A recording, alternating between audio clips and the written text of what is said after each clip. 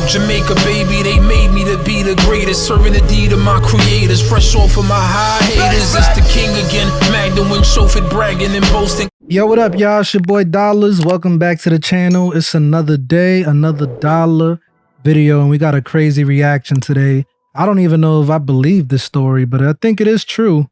This is some real bull BS that happened. A TikTok mom commits murder, then goes live to dance, bro. Like, I know clout is one hell of a drug. And in this day and age, we live in the clout era where people would do anything just to be a little famous, whether it's bad or wrong. And this is just crazy. She committed murder, then goes live to dance. We got to check this one out. Let's hop right into this. Children are innocent beings that depend on their caregiver's attention, protection, and above all else, love. But when a mother decides that basic necessities aren't worth providing and invited a stranger into their home, new levels of low were reached. What was once private is now being exposed in court for the world to see, leaving a mother and her partner forever haunted by the decisions they made the night of August 8th. So you mean to tell me she murdered her own child, bro? Let's unravel the story of Nikki Priest and her daughter Kaylee, a family relationship gone terribly wrong. That's sad, man. I hope she's going through hell in jail, too. She deserves it if that's what she did. She murdered her child. For many, 18 is an age characterized by monumental firsts. First jobs, first majors, first adult relationships. It's a time to stand on the precipice and look out on the rest of your life way before and 18. all the directions it could go. But at 18 years old, as her peers were dipping their toes into adulthood, Nikki Priest was plunging headfirst. After all, the Birmingham-based teen had given birth to her first baby, a daughter.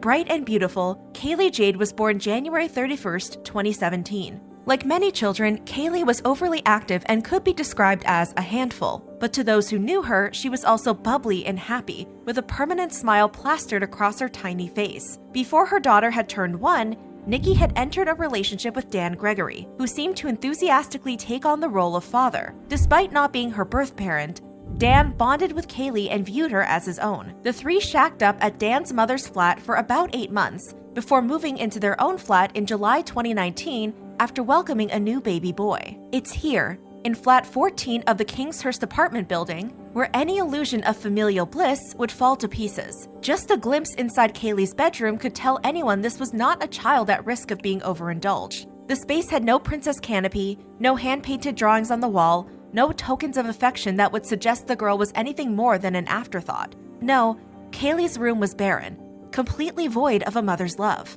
If you were to venture into the living room of the flat, you would find a miniature chair and table where Kaylee ate her meals, alone and out of the way. Was Nikki simply slow to adapt to motherhood, or did her lack of effort towards her daughter point to something more disturbing? Often, it's— Don't tell me this is one of those stories where the mother gets a new child and stops loving her first child because the father of the first child isn't around, so now she feels like she has to please the new man and just focus on the child she has with the new relationship. I feel like that's where this story is going, which is, I hate people like that. If I was a parent, I would love all my kids equally, bro. We don't play favoritisms here, bro. seemed that Nikki handed off her parenting obligations to others, like her own mother, while she used her phone to post photos, videos, and live streams. Social media and people's view of her was at the center of her life, according to Nikki's sister, Nikki Priest. But as often as the young mother updated her socials, one aspect of her life was suspiciously separate from her cultivated online persona, Kaylee. In the world of social media, the mother could present as daughterless, but IRL, parenting was an outward struggle for Nikki. According to Dan, Nikki would tell Kaylee off about 3 or 4 times a day and had raised her voice on at least one occasion. During his relationship with Nikki, he also noticed marks on Kaylee, but chalked them up to the child's clumsiness. And again, I'm not even absolving this guy, because how you move in with somebody and you don't even know what's going on under your roof? Like, you don't notice how she's treating her daughter. You don't even see the daughter's room has nothing. Like, if you said that you was gonna claim fatherhood and try to be a father to her, you didn't even do nothing to help her. You could have bought her stuff for her room. Like, you could have gave her that love that she wasn't getting from her mother, right? So he's a piece of shit too. Nikki may not have been the world's greatest mother, but Dan didn't see her intentionally mistreating anyone as even a remote possibility. Dan's mother had a different perspective. Lisa Dixon had opened her home to the mother and daughter, and she claimed as Kaylee grew, Nikki's parenting style also transformed. Dan's mother watched as Nikki became harsh and, at times, cruel. And although her son claimed he'd never personally witnessed any violent incidents, his mother had. 6. That was the number of instances Lisa had allegedly witnessed discipline with corporal punishment. According to a former babysitter, it was Dan who doted on Kaylee. He would entertain her with games, bathe her, prepare her breakfast, all while Nikki slept in. But from the babysitter's experience, things were worse when Nikki was awake. The mother would use offensive language towards Kaylee and express regret about having her, which would often cause Kaylee to become upset and cry. There's no need, because she's only one, the babysitter remembered. I ain't gonna lie, this shit is making me tear up a little bit, bro. You know, like, I hate to hear stuff like this with children being hurt, she didn't deserve that. She's an innocent baby, bro. You know what I'm saying? She just wants love and attention, and people can be so evil, bro. And it bothers me because I always wanted to have a child of my own, and I know I would be a great father, but like, this is just making me angry, bro. Telling Nikki, but the mother wasn't receptive to the unsolicited parenting advice, according to the sitter. She just said it's her child and she can do what she wants. And it seemed Nikki had no idea how sound traveled in an apartment building, or what listening ears could overhear. Slamming doors, cries, and the sounds that could be interpreted as physical strikes were allegedly audible to April Cooper, a tenant at the same apartment building. So nobody thought to call child services or something? Like, y'all understand that, if anybody that witnesses abuse and you feel like this is happening too often and you feel like it's not your place to step in, no. Maybe you need to step in before something like this happens, bro. As Dan's mother, it seemed even full sentences could also be made out through the floorboards. "I am going to end you," April allegedly heard. Then there were incidents outside of the apartment where Nikki was in plain view of residents, including an incident in September 2019 when the neighbor claimed Nikki put Kaylee into her stroller more firmly than she should have. Eventually, April warned the mother that she would involve social services, but didn't make the call, a decision she would live to regret. But April wasn't the only witness, and the complaints continued when they moved to the Kinghurst House apartment building. From the apartment above her, Charlotte Cliff reported. And listen, we know kids can be a handful at times, but there's nothing that child could have done to deserve that, bro. Hearing sounds of a crying and distressed baby almost every day. One time, the neighbor overheard the words, "Just say she fell off the bed," from the apartment above. But Charlotte claimed there was at least one mitigating factor in flat 14. There would be a male voice when she first moved in, and he sounded more protective, asking what had happened to Kaylee. This was likely Dan. The flat was also allegedly known to host parties. Booming music and the smell of a mind-altering substance drifting from the unit would announce the presence of these social gatherings to tenants who didn't get the invite. But Charlotte Cliff saw a more sinister motivation for the raucous at flat 14. Music played at that volume could drown out anything, especially what Nikki might not want others to overhear. Eventually, Dan and Nikki split up, but it wasn't long before the mother introduced a new man into her life and her daughters. According to Nikki, it was spring 2020. All right, Dan, listen, if you tried to help her, then I apologize. I just felt like there's more that could have been done. You know, like, you knew that the mom was a piece of shit. You could have did something more. At least he wasn't involved in hurting the child. Still, like, he deserves a little bit of the blame. When she started her relationship with a man she'd known for years, Callum Redfern. It would later be alleged that Callum had only been in Nikki's life for a few weeks before tragedy struck. Nikki's sister remembered the relationship starting a few weeks after Nikki split with Dan, and, at least on her sister's side, it seemed immediately serious. Catherine remembered Nikki saying she wanted to have children with him in the future, but it seemed Nikki's relationship with Callum had no impact on how the mother treated her daughter. On July 7th, 2020, the babysitter claimed she witnessed a tense encounter. She claimed Kaylee covered her baby brother's head with a blanket and loudly expressed being hungry when Nikki snapped and made physical contact. The mother then allegedly took Kaylee by the arm, bringing her to the bedroom while expressing frustration. "I was going to take Kaylee. I was scared of what she'd do while I was gone because of what she'd done while I was there, but I had to walk home," the babysitter said. When she left, Nikki was in the living room with the door shut and Kaylee was lying asleep on the floor. Callum's friend, Matthew Alport, and the babysitter could have called too. Like, she could have called social services or something. claimed both Nikki and Callum disciplined Kaylee, but it didn't seem like anything serious. Kaylee would be crying for a couple of minutes, then she'd be okay again, he said. And although Nikki had debt and children to feed, she occasionally splurged. Not on Kaylee, but on the new man in her life. She gave Callum money to buy himself a BMW, Wow. using the universal credit she had to live on for the vehicle, according to Matthew. And it seemed Callum was more than happy to take advantage of Nikki's generosity. So yeah, this is like, I feel like since the first man left her, broke her heart or something, she felt like she always had to please the men in her life more than the children. Or maybe like, again, if she was with some dude and had a baby with that guy, she would treat that baby better than the first one.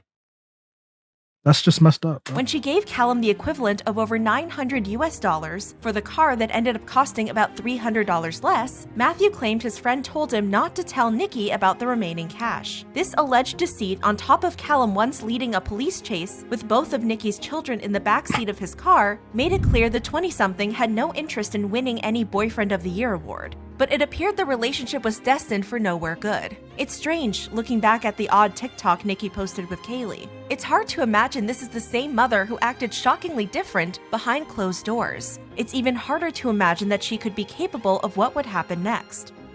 On August 9th, 2020, sirens wailed as medics, law enforcement officers, and forensic experts flooded Stonebridge Crescent. They were all heading to one place, Kinghurst House. It was there, in flat 14, where Kaylee Jade met her end.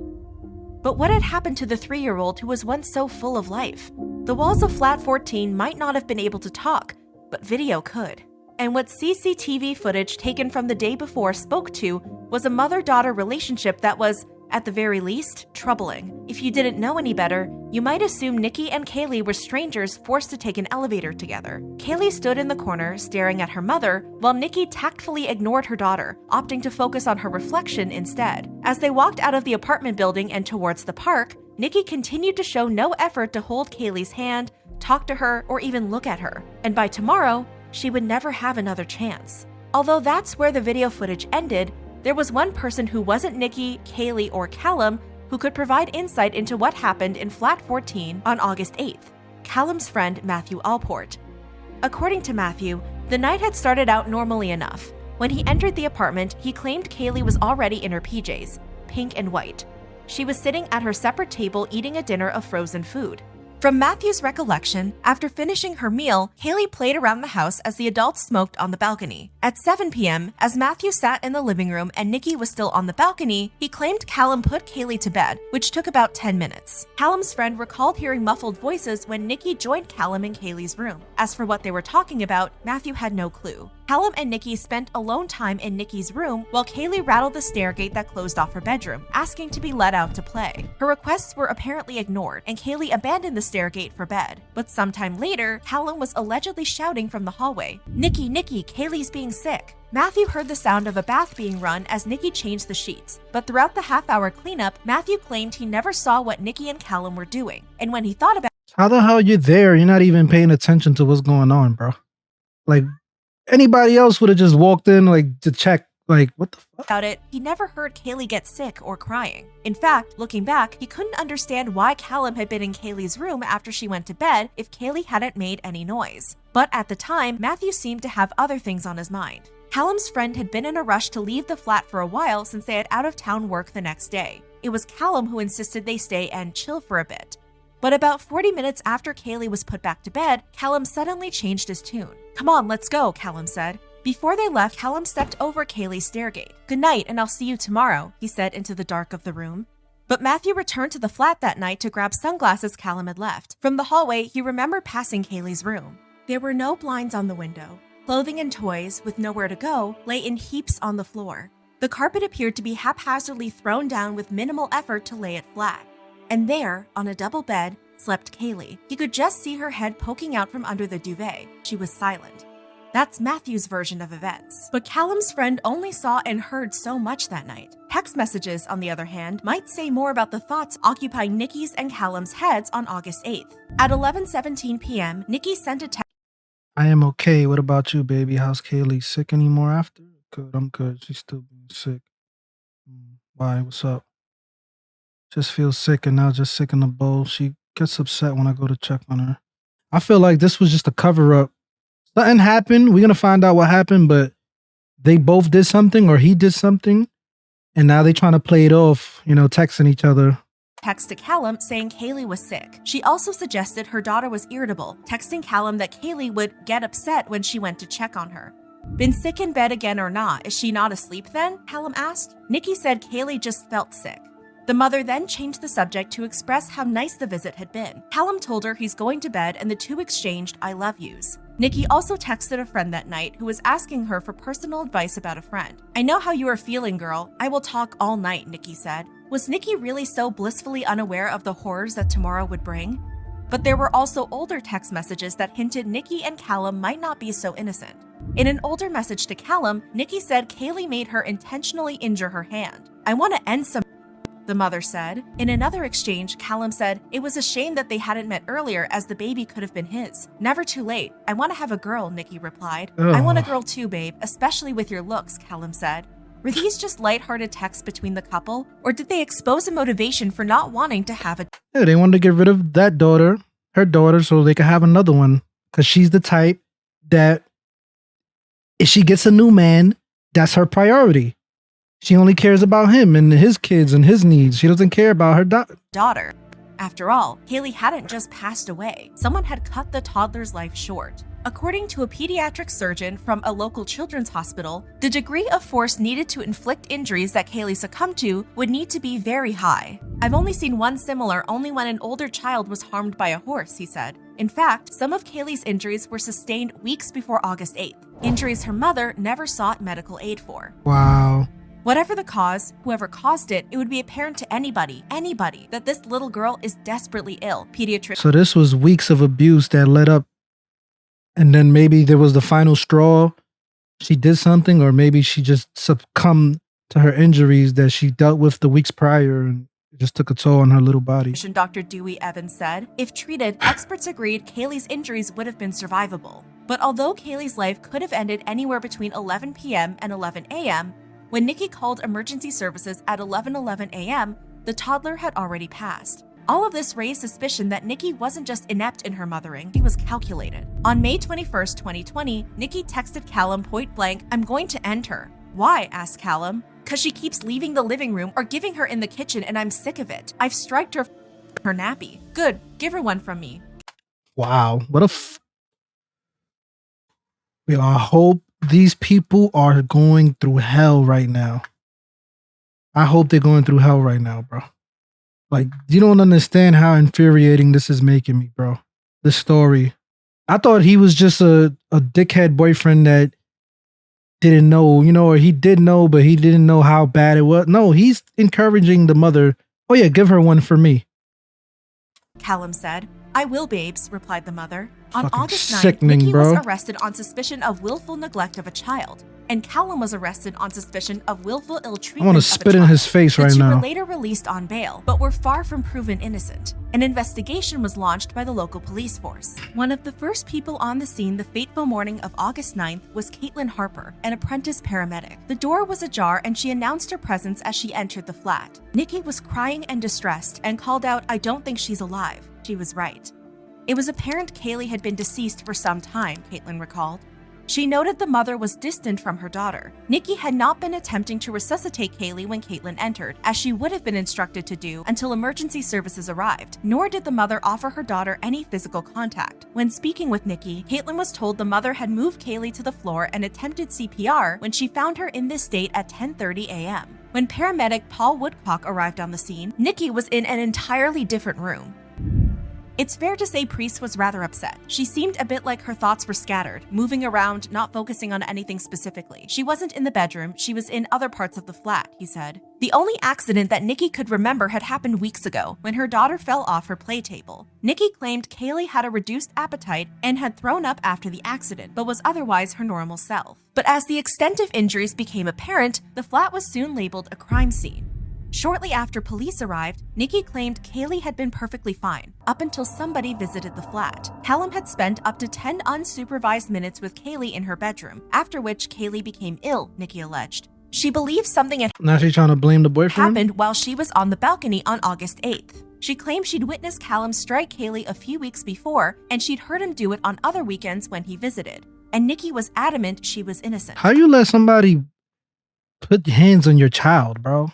Like, she's doing it herself too, but I'm just saying, like, how could you even feel comfortable letting somebody put hands on your child? I did not end my daughter. I have no reason to lie. At the time, I was scared myself. Kaylee's grandmother found out about Kaylee when Nikki had called her screaming. She was distraught and completely incoherent, said Debbie Windmill. Nikki's mother messaged Callum for more information on what happened. Callum responded, I am just as devastated. Loved her as my own. Only found out a couple of hours ago. I am being told different stories. I had done nothing other than sob and cry. It seemed her suspicion grew as she later messaged him, do you know anything? Please do not BS me. I have not done anything but sob and cry when I found out about Kaylee. Nikki always put her kids first. Just hope she is okay. I treated her as my own daughter, he said. Nikki's sister had also spoken to Callum over the phone. I just broke down and said, what has happened? He seemed a bit shifty. He said, I don't know, claimed Catherine. But all of the ways the devastating news about Kaylee was broken, the way Callum informed his friend Matthew was perhaps the most peculiar. Around noon, Callum and Matthew were relaxing in Matthew's home as Callum used his friend's phone to scroll through Facebook when his mood noticeably shifted.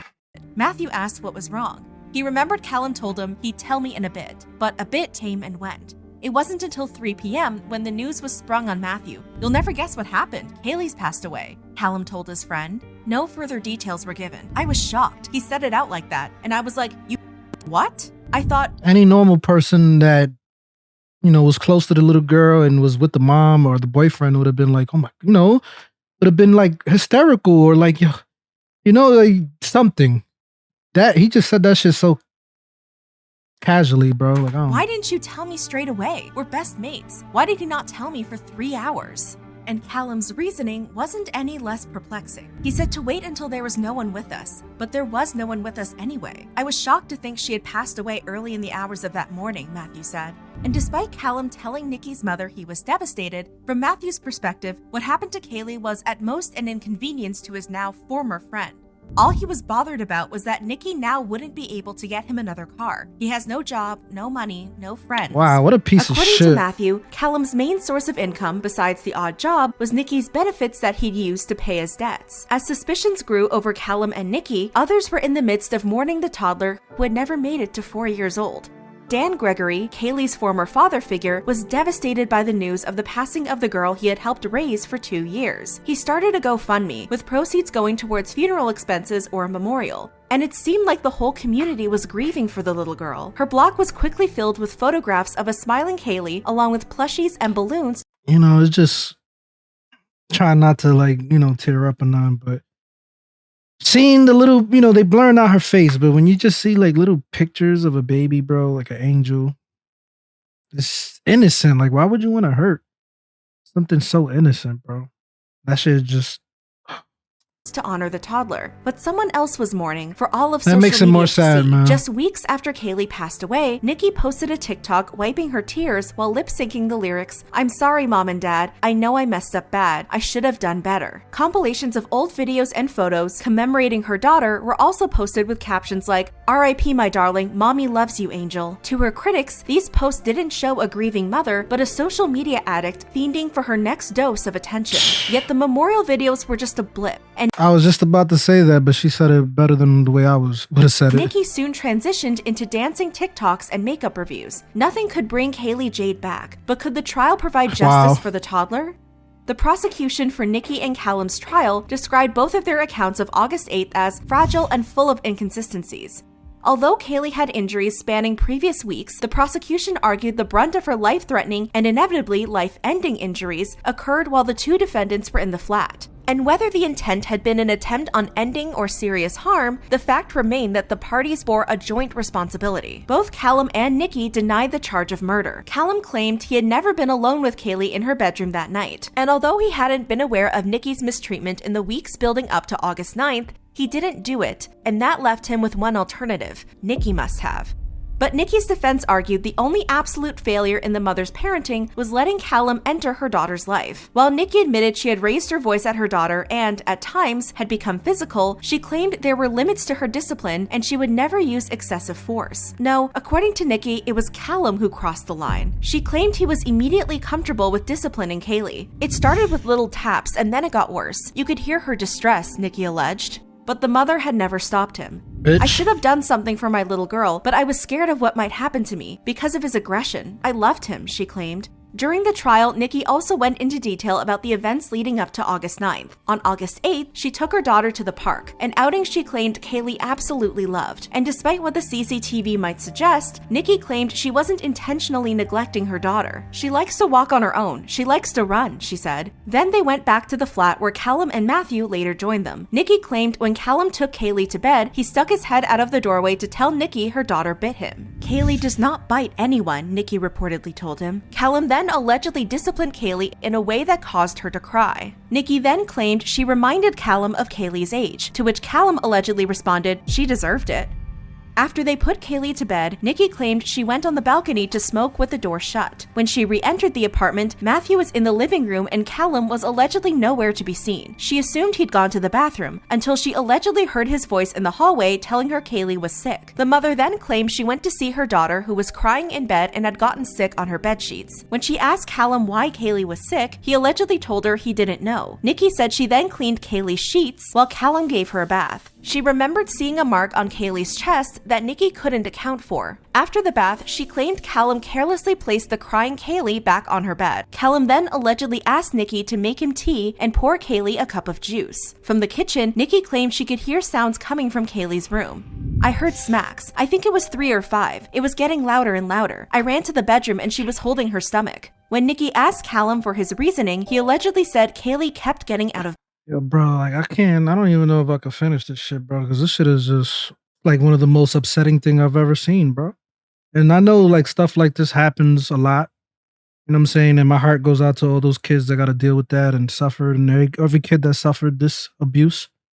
But just, you know, when you actually pay attention to one story, it's just, that's why I never like stories like this. Like I don't like watching, you know, like the Lifetime shows and like missing. I don't like that shit when it involves kids, bro, because it's so upsetting.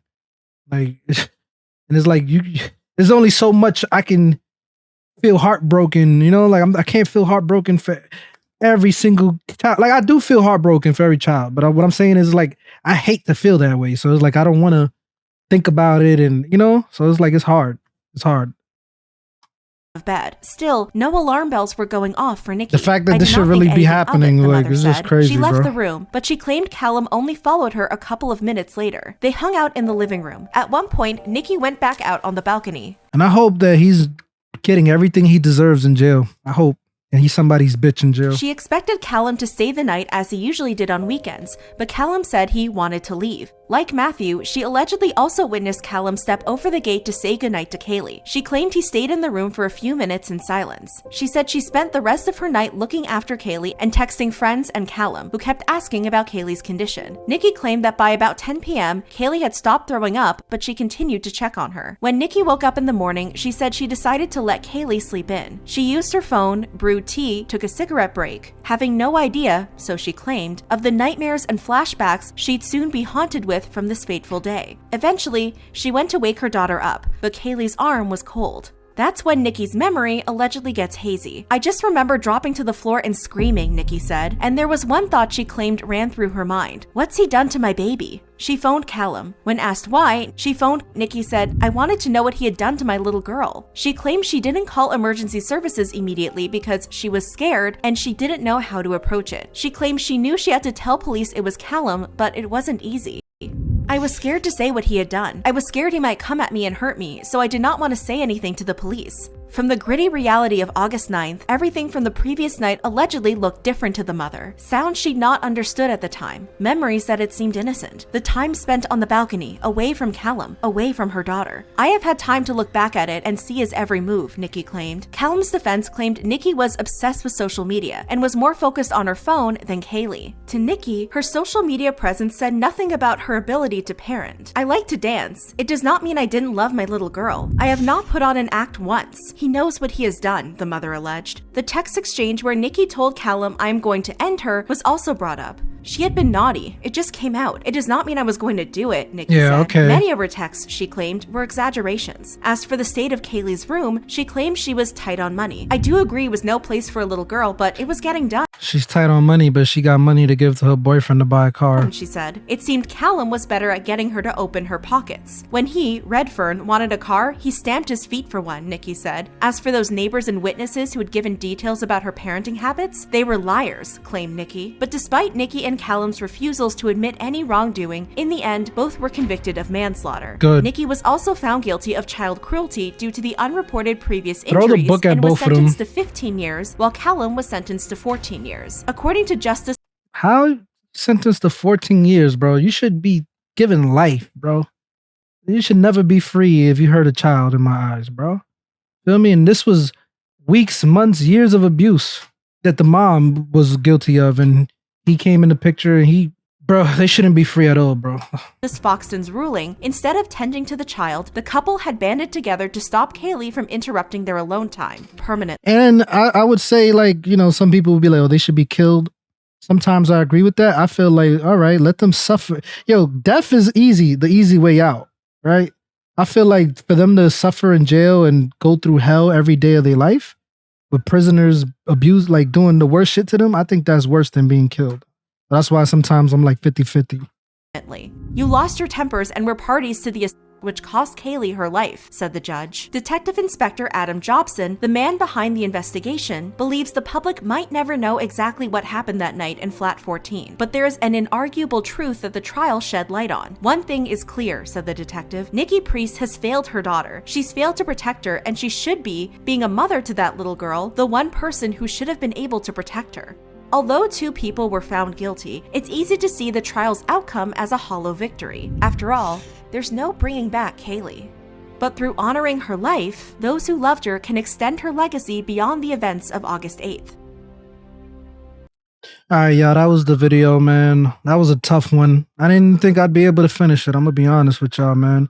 I came close to breaking down like twice, but yeah, man, that's just sad, bro. You know, rest in peace to that beautiful little angel. And you know, I want to update on these people. I want to know what they're going through in jail. Like, I hope they get in the worst of it.